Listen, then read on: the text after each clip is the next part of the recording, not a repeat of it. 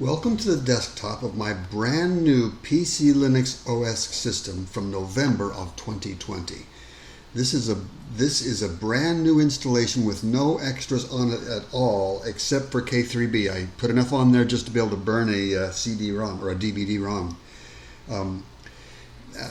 I have updated it to the current version as of today, the 9th of November, and I'm going to proceed to install Linux Air Combat on this machine just to show how you do it without any advanced preparation.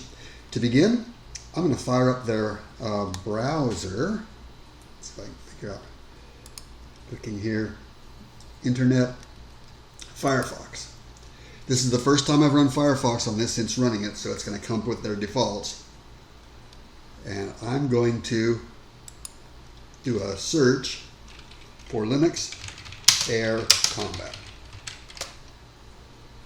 There it is. The first link that comes up is good, but actually any of these links will take you to the download, but the most direct one is to go to SourceForge. So I'm clicking here on sourceforge.net to go to that project.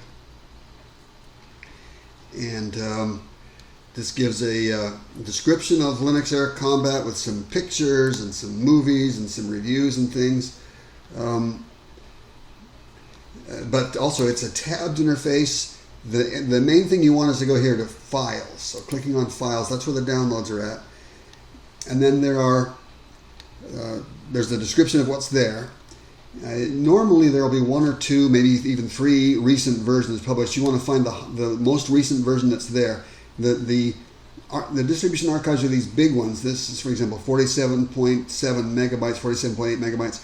Find the newest one, or the one with the highest serial number, following this kind of format. Right now it's LEC 08.36. This is a gzipped tar archive. So I'm going to left click on that to ask for a download. And when this timer expires, it'll offer a download. So we'll begin downloading that. I'm going to go ahead and save that file. I think it'll go into my downloads directory. It's 45 megabytes in size. So looks like it's going to get here pretty fast. Once that's down, I'll continue this with another segment of this movie once I've got that downloaded. To be continued.